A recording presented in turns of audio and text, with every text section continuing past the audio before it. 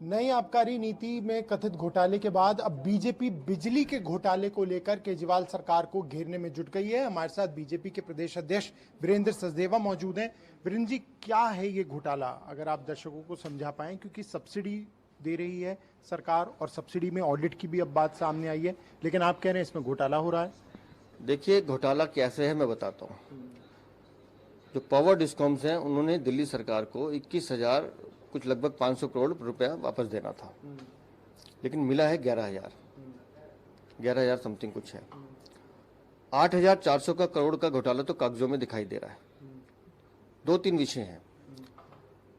जब दिल्ली का कंज्यूमर समय पर बिल नहीं दे पाता है तो पावर डिस्कॉम्स 18% का टैक्स लगाते हैं, लेकिन पावर डिस्कॉम्स अगर समय पे दिल्ली सरकार को पैसा नहीं दे पाते हैं तो दिल्ली सरकार 12% का टैक्स लगाती है।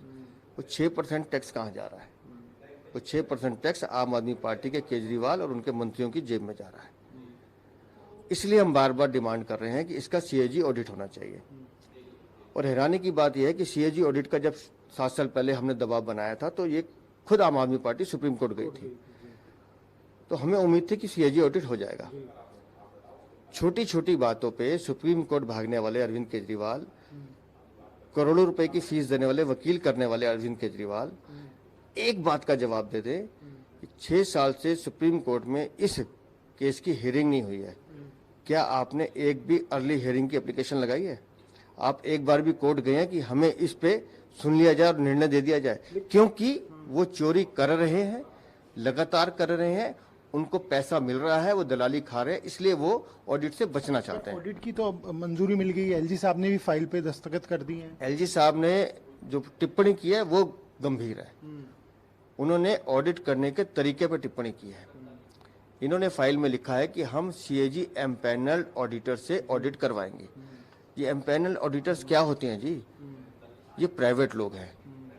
अब आप जिसे ऑडिट कराने के लिए पैसे देंगे वो आपके खिलाफ कार्रवाई करेगा क्या? वो आपके खिलाफ कुछ गलत टिप्पणी लिखेगा क्या? क्योंकि उसे तो पैसे मिल रहे हैं, वो क्यों लिखेगा?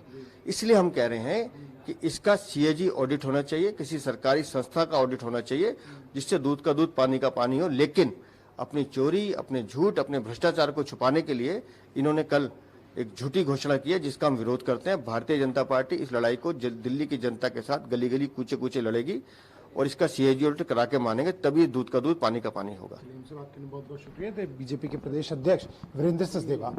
कैंपस पवन के साथ प्रणय शर्मा, टोटल टीवी, दिल्ली।